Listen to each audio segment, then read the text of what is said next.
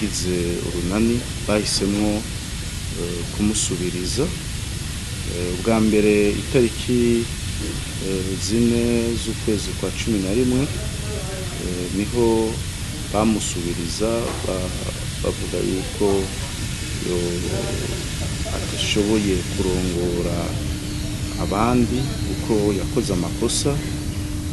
akarorero mu gihe ministre de l'Intérieur yadusaba abantu kandidature zitatu kugira bashobore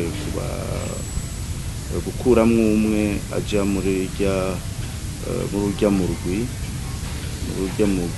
ujejwe gutunganya ibiganiro hagati y'abarundi hanyuma turumvikana muri kopa turavuga duti reka tumutange tubatanga abo bantu turabatanga abo twumvikanye mugabo Mutabazi tumaze gutwara amadosiye ari we nawe nyene yatwaye ayo madosiye kubera niwe yarakirongoye urunani kopa hanyuma aca aragenda arasubirayo akurayo ya madosiye yose maze akashirayo umukobwa w'umugenzi wiwe muri ico gihe rero kandi atari no mu mugambwe n'umwe ugize urunani kopa muri ico gihe twabona yuko atanguye gukora amakosa tuca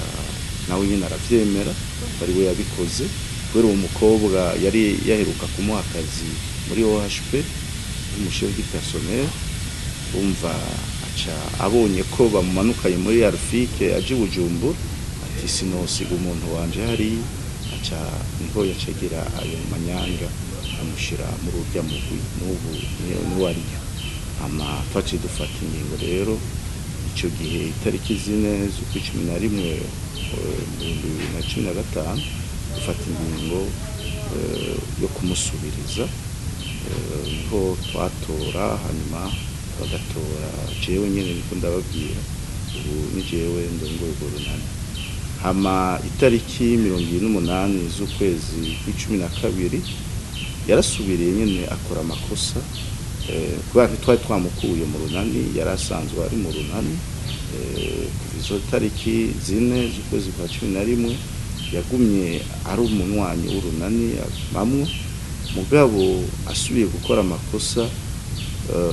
igihe Museveni yatumiye urunani kopa avuga ko tworunka umuntu umwe mugaca aratunyegeza invitation aca arirungika wenyine tubona yuko rero umuntu tutobanda tunabana no mu runani ni itariki 28 z'ukwezi kwa 12 mu 2015 bafata ingingo yo guca tumwirukana mu runani ubu rero ntakiri mu runani